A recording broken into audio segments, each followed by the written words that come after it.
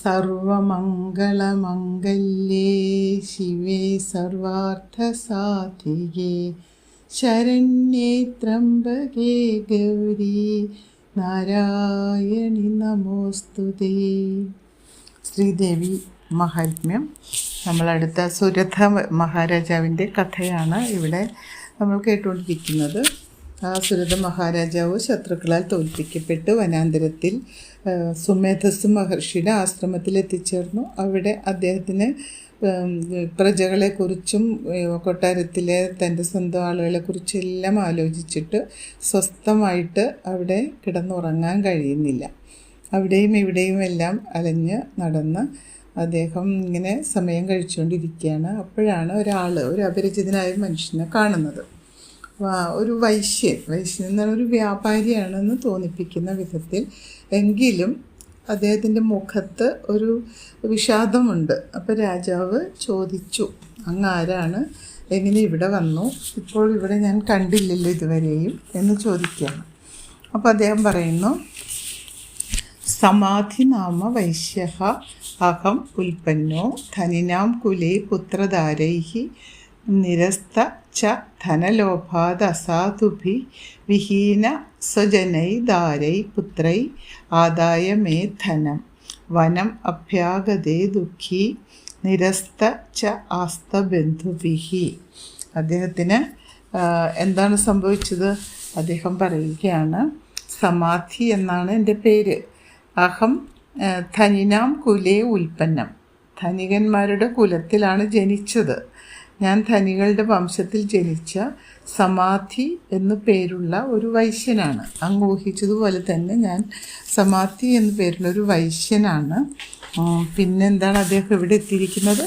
അസാധുഭി പുത്രധാരൈഹി, അസത്തുക്കളായ പുത്രന്മാരാലും ഭാര്യമാരാലും, അതായത് പുത്രന്മാർ അസദ് എന്ന് പറഞ്ഞിട്ടുണ്ടെങ്കിൽ സദ്ദല്ലാത്തത്, നല്ലവരല്ലാത്ത പുത്രന്മാരും ഭാര്യമാരും അദ്ദേഹത്തെ ധനലോഭാൽ, ധനത്തിലുള്ള ആഗ്രഹം നിമിത്തം, മേ ധനം ആദായ, എൻ്റെ സ്വത്തിനെ അപഹരിച്ചുകൊണ്ട്, നിരസ്തഹ എന്ന് പറഞ്ഞാൽ ഉപേക്ഷിക്കപ്പെട്ടവനായി. അപ്പോൾ അവരെൻ്റെ സ്വത്തിനെ അപഹരിച്ചു, എന്നിട്ട് ഞാൻ ഉപേക്ഷിക്കപ്പെട്ടവനായി.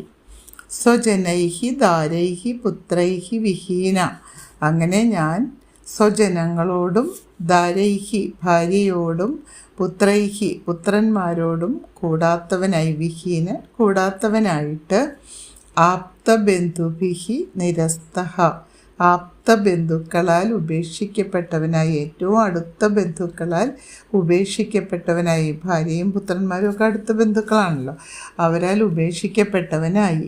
ദുഃഖി ച വനമഭ്യാഗതഃ, ദുഃഖിതനായിട്ട് ഈ വനത്തിൽ വന്നു ചേർന്നു. അതാണ് സംഭവിച്ചത്.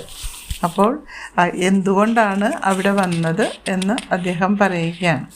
പിന്നെ വീണ്ടും പറയുകയാണ്, സോ അഹം നവേദ്മി പുത്രാണാം കുശലാകുശലാത്മികാം പ്രവൃത്തിം സ്വജനാനാം ച ധാരാണാം ച അത്ര സംസ്ഥിത കിം നു തേഷാം ഗൃഹേ ക്ഷേമം അക്ഷേമം കിം നു സാമ്പ്രതം കഥം തേ കിം നു സദ്വൃത്താഃ ദുർവൃത്താഃ കിം നു മേ സുതാഃ. അദ്ദേഹം വീണ്ടും പറയുകയാണ്, സോഹം എന്ന് പറഞ്ഞാൽ സഹ അഹം എന്നാണ്.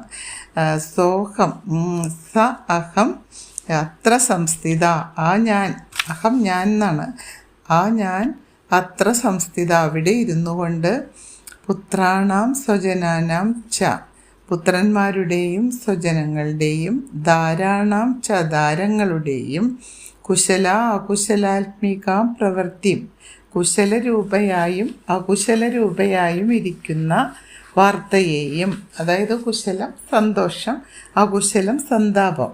അപ്പോൾ സന്താപമായ വാർത്തയാണോ സന്തോഷമുള്ള വാർത്തയാണോ അവരെക്കുറിച്ച് കേൾക്കുന്നത് എന്നെല്ലാം, സാമ്പ്രതം തേഷാം ഗൃഹേ, പിന്നെ അതുകൂടാതെ ഇപ്പോൾ സാമ്പ്രതം ഇപ്പോൾ അവരുടെ തേഷാം അവരുടെ ഗൃഹത്തിൽ, ക്ഷേമം കിംനു ക്ഷേമമാണോ, അക്ഷേമം കിംനു അക്ഷേമമാണോ, അക്ഷേമം എന്ന് പറഞ്ഞാൽ ദുഃഖം, സുഖമാണോ ദുഃഖമാണോ, തേ മേ സുതഃ ആ എൻ്റെ പുത്രന്മാർ സദ്വൃത്ത കിംനു ദുർവൃത്ത കിംനു സദ്വൃത്തന്മാരാണോ ദുർവൃത്തന്മാരാണോ കഥം ന വേദ്മി എന്തോ എനിക്ക് അറിയുന്നില്ല.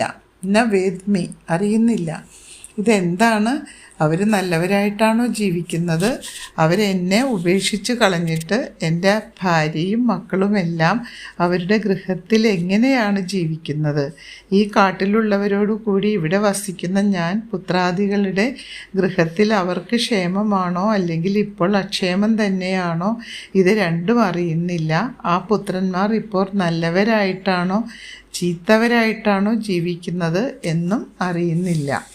അപ്പോൾ ഇതാണ് അദ്ദേഹം വീണ്ടും വീണ്ടും ആലോചിച്ചുകൊണ്ടിരിക്കുന്നത്. അപ്പോൾ ഇത് കേട്ടപ്പോൾ നമ്മുടെ സുരഥ മഹാരാജാവ് പറയുകയാണ്, രാജോ ഉവാച രാജഹ ഉവാച രാജോ വാച. എന്താ പറയുന്നത്? യൈഹി നിരസ്തഃ ഭവാൻ ലുബ്ധൈ പുത്രധാരാദിഭി ധനൈ തേഷു കിം ഭവതഃ സ്നേഹം അനുബധ്നാതി മാനസം. രാജാവ് പറയുകയാണ്, യൈഹി എന്താണ്? യൈഹി എന്ന് പറഞ്ഞാൽ ഭവാൻ, അങ്ങ് ധനൈഹി ലുബ്ധൈഹി ധനം നിമിത്തം അത്യാഗ്രഹികളായ യൈഹി പുത്രധാരാദിഭി ചില ഭാര്യപുത്രാദികളാൽ യാതൊരു ഭാര്യപുത്രാദികളാൽ നിരസ്തഃ ഉപേക്ഷിക്കപ്പെട്ടു തേഷു ഭവതഃ മാനസം അവരിൽ ഭവതഃ ഭവാന്റെ മാനസം മനസ്സ് സ്നേഹം കിം അനുബധ്നാതി സ്നേഹത്തെ കിം എന്ന് വെച്ചാൽ എന്തിന്, അനുബധ്നാതി എന്തിന് ചെയ്യുന്നു? അവരുടെ കാര്യം ഓർത്തുകൊണ്ട് അങ്ങെന്തിനാണ് ദുഃഖിക്കുന്നത്? അങ്ങയെ ഉപേക്ഷിച്ച ഭാര്യയെയും പുത്രന്മാരെയും എല്ലാം ഓർത്ത് അല്ലയോ സമാധി സുഹൃത്തെ, അത്യാഗ്രഹികളായ ദുർവൃത്തന്മാരായിരിക്കുന്ന ഭാര്യാപുത്രാദികൾ ധനത്തിനു വേണ്ടി അങ്ങയെ ഉപേക്ഷിച്ചു എന്നല്ലേ പറഞ്ഞത്? അവരെ അങ്ങ് എന്തിനു സ്നേഹിക്കുന്നു? അവരോടുള്ള സ്നേഹം നിന്ദ്യമാണ്, അതിനെ ത്യജിക്കണം. ഇതാണ് രാജാവ് അദ്ദേഹത്തിന് കൊടുക്കുന്ന ഉപദേശം. അപ്പം രാജാവ് ഇങ്ങനെ പറഞ്ഞപ്പോൾ ഈ വൈശ്യൻ പറയുകയാണ്, സമാധി എന്ന് പേരുള്ള അദ്ദേഹം പറയുകയാണ്, ഏവ ഏതത് തഥാ പ്രാഹ ഭവാൻ അസ്മദ്ഗതം വചഃ കിം കരോമി ന ബധ്നാതി മമ നിഷ്ഠൂരതാം മനഃ. അദ്ദേഹം എന്താ പറയുന്നത്? ഭവാൻ അസ്മദ്ഗതം, അങ്ങ് ഞങ്ങളെക്കുറിച്ച് അല്ലെങ്കിൽ ഈ ഇദ്ദേഹത്തെക്കുറിച്ച് തഥാ വചഃ പ്രാഹ എങ്ങനെ വാക്കു പറഞ്ഞു, എന്താണ് അങ്ങനെ പറയാൻ കാരണം എന്ന്. ഏവമേതത് അത് അങ്ങനെ തന്നെയാണ്. അപ്പോൾ രാജാവ് പറഞ്ഞു, ഇങ്ങനെ എല്ലാം തട്ടിയെടുത്ത് അങ്ങയെ ഉപേക്ഷിച്ച ഭാര്യാപുത്രന്മാരെ അങ്ങ് എന്തിനാണ് സ്നേഹിക്കുന്നത്? അവരെക്കുറിച്ച് ഓർത്ത് ദുഃഖിക്കുന്നത്? അപ്പോൾ ഈ വൈശ്യൻ പറയുകയാണ്, അങ്ങ് പറഞ്ഞ എങ്ങനെ പറഞ്ഞുവോ ആ പറഞ്ഞത് അങ്ങനെ തന്നെ. ഏവമേതത് അത് ശരിയാണ്.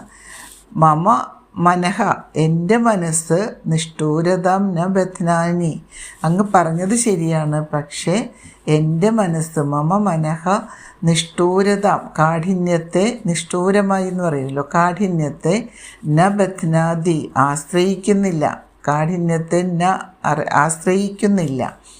കിം കരോതി എന്തു ചെയ്യും, ഞാൻ എന്താണ് ചെയ്യാൻ കഴിയുന്നത്? അതായത് അദ്ദേഹത്തിന് ഭാര്യയും പുത്രന്മാരും അദ്ദേഹത്തെ ഉപേക്ഷിച്ചിട്ടും അവർക്ക് വേണ്ടി മനസ്സ് വീണ്ടും വീണ്ടും ദുഃഖിച്ചുകൊണ്ടിരിക്കുന്നതാണ് ഇവിടെ അദ്ദേഹത്തിൻ്റെ അനുഭവം. അതാണ് അദ്ദേഹം പറയുന്നത്. അപ്പോൾ വീണ്ടും വീണ്ടും അവരെക്കുറിച്ച് ഓർത്ത് ദുഃഖിക്കുകയാണ്. രാജാവ് പറഞ്ഞു, എന്തിനാണ് അവരെക്കുറിച്ച് ഓർത്ത് ദുഃഖിക്കുന്നതെന്ന് ചോദിച്ചു. പക്ഷേ അങ്ങനെ ചോദിച്ചെങ്കിലും ഇദ്ദേഹത്തിന് അങ്ങനെ ചെയ്യാൻ കഴിയുന്നില്ല, അവരെ ഉപേക്ഷിക്കാൻ മനസ്സ് വരുന്നില്ല. അതാണ് മനുഷ്യൻ്റെ ദൗർബല്യത്തെക്കുറിച്ചാണ് ഇവിടെ. ലൗകികമായ ജീവിതത്തിൽ നമ്മൾക്കുണ്ടാകുന്ന ദൗർബല്യം, നമുക്ക് എത്ര മുറിച്ചാലും മുറിയാത്ത ബന്ധങ്ങളെക്കുറിച്ച് ആണ് ഇവിടെ പറയുന്നത്, ആ ബന്ധങ്ങൾ ഉണ്ടാക്കുന്ന ദുഃഖങ്ങളെക്കുറിച്ച്. പിന്നെയും അദ്ദേഹം പറയുകയാണ്, യൈ സന്ധ്യജ്യ പിതൃസ്നേഹം ധനലുബ്ധൈഹി നിരാഹത പതി സ്വജനഹാർദം ച ഹാർദിതേഷു ഏവമേ മനഃ. അല്ലയോ മഹാരാജൻ, അദ്ദേഹം പറയുകയാണ്, മഹാമതേ എന്ന് വിളിക്കുന്നുണ്ട് രാജാവിനെ. എന്നിട്ട് കിം ഏതത് ആദി ജാനാമി ജാനന്നപി മഹാമതേ യത് പ്രേമപ്രവണം ചിത്തം വിഗുണേഷു അഭിബന്ധുഷു. അദ്ദേഹം അങ്ങനെ പറയുകയാണ്, പിതൃസ്നേഹം എന്ന് പറഞ്ഞാൽ പിതൃസ്നേഹത്തെയും പതിസ്വജന ഹാർദഞ്ച സന്ധിജ്യ ഭർത്തൃസ്നേഹത്തെയും സ്വജനസ്നേഹത്തെയും ഉപേക്ഷിച്ചിട്ട് ധനലുബ്ധൈഹിയൈ ധനാഗ്രഹികളായ അവരാൽ നിരാഹതഃ ഞാൻ ത്യജിക്കപ്പെട്ടുവോ, തേഷു മേ മനഃ പക്ഷേ എൻ്റെ മനസ്സ്, തേഷു അവരിൽ എൻ്റെ മനസ്സ്, മേ മനഃ ഹാർദി ഏവ സ്നേഹമുള്ളതായി തന്നെ ഇരിക്കുന്നു. ഹാർദി എന്ന് പറഞ്ഞാൽ സ്നേഹമുള്ളതായി തന്നെ ഇരിക്കുന്നു. അവരെന്നെ ഉപേക്ഷിച്ചു എങ്കിലും പിതൃസ്നേഹത്തെയും ഭർത്തൃസ്നേഹത്തെയും തള്ളിക്കളഞ്ഞുകൊണ്ട് സ്വജനസ്നേഹത്തെ ഉപേക്ഷിച്ചിട്ട് അവർ എന്നെ ത്യജിച്ചു കളഞ്ഞു എങ്കിലും എൻ്റെ മനസ്സ് അവരിൽ തന്നെ സ്നേഹത്തോടു കൂടിയതായി ഭവിക്കുന്നു. ഞാൻ പുത്രന്മാരാൽ പിതൃസ്നേഹവും ഭാര്യയാൽ ഭർത്തൃസ്നേഹവും സ്വജനങ്ങളാൽ സ്വജനസ്നേഹവും ഉപേക്ഷിക്കപ്പെട്ടവനാണ്. ധനലുബ്ധു നിമിത്തം നിരാകരിക്കപ്പെട്ടവനായി. അങ്ങനെയുള്ള ആ പുത്രാദികളിൽ തന്നെ എൻ്റെ മനസ്സ് സ്നേഹത്തോടു കൂടിയിരിക്കുന്നു. അതിന് ഞാൻ എന്ത് ചെയ്യണം എന്നാണ് അദ്ദേഹം ചോദിക്കുന്നത്. എനിക്ക് എന്ത് ചെയ്യാൻ കഴിയും? അദ്ദേഹത്തിന് തൻ്റെ മനസ്സിനെ കഠിനമാക്കാൻ കഴിയുന്നില്ല എന്നതാണ് അവിടെ നമുക്ക് മനസ്സിലാക്കാൻ കഴിയുന്നത്. എന്നിട്ട് അദ്ദേഹം പിന്നെയും പറയുകയാണ്, കിം ഏതത് അഭിജാനാമി ജാനന്നഭി മഹാമതേ യത് പ്രേമപ്രവണം ചിത്തം വിഗുണേഷു അഭിബന്ധുഷു. എന്താണ് മഹാമതേ? അല്ലയോ മഹാമതേ, മഹാരാജാവേ, ജാനൻ നബി ഞാൻ അറിവുള്ളവനായിരുന്നിട്ടും, ജാനൻ നബി എന്ന് പറഞ്ഞാൽ ഞാൻ അറിവുള്ളവനായിരുന്നിട്ടും, വിഗുണേഷു ബന്ധുഷു അഭി സ്നേഹമില്ലാത്ത വിഗുണന്മാരായ ബന്ധുക്കളിലും, യത് ചിത്തം യാതൊരു മനസ്സ്, എൻ്റെ മനസ്സ് പ്രേമപ്രവണം എന്ന് പറഞ്ഞാൽ സ്നേഹമുള്ളതായി ഭവിക്കുന്നു.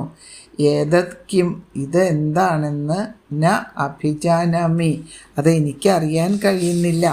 ഇതെല്ലാം അറിഞ്ഞിട്ടും അല്ലയോ മഹാമനസ്കനായ രാജാവേ, ഗുണമില്ലാത്ത ബന്ധുക്കളിലും സ്നേഹമില്ലാത്ത ഭാര്യയിലും സ്വജനങ്ങളിലും എൻ്റെ മനസ്സ് ഞാൻ അറിയാതെ തന്നെ ചെന്ന് സ്നേഹത്തോടു കൂടി വീഴുന്നു.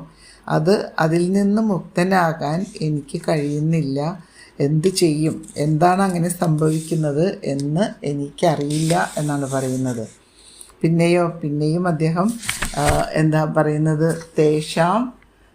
തേഷാം കൃതേ മേ നിശ്വാസ ദൗർമനസ്യം ചാ ജായതേ കരോമി കിം തത് ന മനഃ തേഷു അപ്രതിഷ്ഠനിഷ്ഠൂരം എന്നാണ് അദ്ദേഹം പിന്നെയും പറയുന്നത്. തേഷാം കൃതേ മേ അവർ നിമിത്തം എനിക്ക് നിശ്വാസ ദൗർമനസ്യം, എന്താണ് ദീർഘനിശ്വാസവും ദുഃഖവും. നിശ്വാസ ദൗർമനസ്യം എന്ന് പറഞ്ഞാൽ ദുഃഖം, നിശ്വാസം ദീർഘനിശ്വാസം, സങ്കടം കൊണ്ട് ദീർഘനിശ്വാസം ഉണ്ടാകുമല്ലോ, അങ്ങനെ ദീർഘശ്വാസവും ദുഃഖവും ജായതേ ഉണ്ടാകുന്നു. പക്ഷേ അപ്രീതിഷു തേഷു പ്രീതിയില്ലാത്ത അവരിൽ, അപ്രീതിയാണ് അപ്രീതിഷു തേഷു അവർ പ്രീതിയില്ലാത്ത അവരിൽ, യത് മനഃ യാതൊരു മനസ്സ്, എൻ്റെ മനസ്സ്, നിഷ്ഠൂരം ന കിം കരോമി നിഷ്ഠൂരമല്ല. അപ്പോൾ യാതൊരു സ്നേഹവുമില്ലാത്ത എനിക്ക് ദുഃഖം മാത്രം തരുന്ന അവരെക്കുറിച്ച് ഓർത്തിട്ട് അവരിൽ എൻ്റെ മനസ്സ്, ആ പ്രീതിയില്ലാത്ത അവരിൽ എൻ്റെ മനസ്സ് ഒട്ടും നിഷ്ഠൂരമാകുന്നില്ല, ക്രൂരമാകുന്നില്ല എന്നാണ് പറയുന്നത്. അപ്പോൾ എങ്ങനെ എനിക്ക് അവരെ വെറുക്കാൻ കഴിയുന്നു? ന കിം കരോമി ഞാൻ എന്തു ചെയ്യാൻ കഴിയും എന്നാണ്. പുത്രാദികൾക്ക് വേണ്ടി ക്ഷേമലാഭ പ്രാപ്തി വിഷയത്തിൽ എനിക്ക് ദുഃഖവും ദൗർമനസ്യവും ഉണ്ടാകുന്നു. എന്തുകൊണ്ടാണ് എന്നിൽ പ്രീതിയില്ലാത്ത ആ പുത്രന്മാരിൽ എൻ്റെ മനസ്സ് കഠോരമായി ഭവിക്കാത്തത്? അദ്ദേഹം തന്നെ പറയുകയാണ്, എനിക്ക് എന്തുകൊണ്ട് അങ്ങനെ അവരോട് വിരോധം തോന്നുന്നില്ല, അല്ലെങ്കിൽ ക്രൂരത തോന്നുന്നില്ല. അതിന് ഞാൻ എന്തു ചെയ്യണം? ഞാനിപ്പോൾ സംസാര ചിന്ത നിമിത്തം ശാരീരികമായി ദുഃഖിതനായി ഭവിച്ചിരിക്കുന്നു. ഏതു ദിക്കിലെ കാന്തീശികനായി ഭവിച്ചിരിക്കുന്നു. ഏതു ദിക്കിലേക്കാണ് ഓടേണ്ടതെന്ന് പരിഭ്രമിക്കുന്നവൻ. അതൊരു ശൈലിയാണ്. അങ്ങനെ ഭവിച്ചിരിക്കുന്നു. എന്ത് ചെയ്യണം എന്നെനിക്കറിയില്ല എന്നാണ് പറയുന്നത്. അപ്പോൾ മാർക്കണ്ഡേയ മഹർഷി പറയുന്ന കഥയാണ് ഇത്, ദേവി മഹാത്മ്യത്തിൻ്റെ. അപ്പം മാർക്കണ്ഡേയ മഹർഷി തൻ്റെ സുഹൃത്തായ ഭഗുരി ദ്വിജനോട്, ഭഗുരി ബ്രാഹ്മണനോട് പറയുകയാണ്. എന്താ പറയുന്നത്? തതസ്ഥൗ എന്നാണ് തുടങ്ങുന്നത്. തതഹ തൗ സഹിത വിപ്ര തം മുനിം സമുപസ്ഥിതൗ സമാധിനാമ വൈശ്യോ അസൗ സ ച പാർത്ഥിവ സത്തമ. മാർക്കണ്ഡേയ മഹർഷി പറഞ്ഞു കൊടുക്കുകയാണ്, അല്ലയോ വിപ്ര, അല്ലയോ ഭാഗുരി ബ്രാഹ്മണ, തതഹ അനന്തരം എന്താണ് സംഭവിക്കുന്നത്? ഇവരിങ്ങനെ പറഞ്ഞുകൊണ്ടിരിക്കുമ്പോൾ അതിനൊരു പരിഹാരം ഉണ്ടാകണമല്ലോ. സമാധിർനാമ, സമാധി എന്നു പേരായ അസൗ വൈശ്യ, ആ വൈശ്യനും സഹ പാർത്ഥിവ സത്തമ ച, അദ്ദേഹത്തിൻ്റെ കൂടെയുള്ള ആ രാജശ്രേഷ്ഠനും, പാർത്ഥിവ സത്തമൻ രാജശ്രേഷ്ഠനും, തൗ സഹിതൗ രണ്ടുപേരും ഒരുമിച്ച്, തം മുനിയും സമുപസ്ഥിതൗ ആ മുനിയെ ഉപഗമിച്ചു. അല്ലയോ ബ്രാഹ്മണ ശ്രേഷ്ഠ, അനന്തരം സമാധി എന്നു പേരായ ആ വൈശ്യനും ആ രാജശ്രേഷ്ഠനും അവരൊന്നിച്ച് നമ്മുടെ സുമേധസ് മുനിയുടെ സമീപത്തെ പ്രാപിച്ചു. എന്തിനു വേണ്ടിയിട്ടാണ്? അവരുടെ ഉള്ളിലുള്ള ഈ ചിന്താഗതികളെല്ലാം എങ്ങനെ തരണം ചെയ്യും എന്ന് അദ്ദേഹത്തോട് ചോദിക്കാൻ വേണ്ടി അവർ രണ്ടുപേരും കൂടി സുമേധസിൻ്റെ അടുത്തേക്ക് ചെല്ലുകയാണ്. ഇത്രയും ദിവസം അങ്ങോട്ടും ഇങ്ങോട്ടുമൊക്കെ നടന്ന് അസ്വസ്ഥരായിട്ട് കഴിഞ്ഞുകൂടിയെങ്കിലും ഇപ്പോഴാണ് അവരുടെ ചിന്തകൾക്ക് ഒരു പരിഹാരം ഉണ്ടാകാൻ പോകുന്നത്. അമ്മേ നാരായണ, ദേവി നാരായണ, ലക്ഷ്മീ നാരായണ, ഭദ്രേ നാരായണ. ഓം ശ്രീ മഹാദേവ്യൈ നമഃ.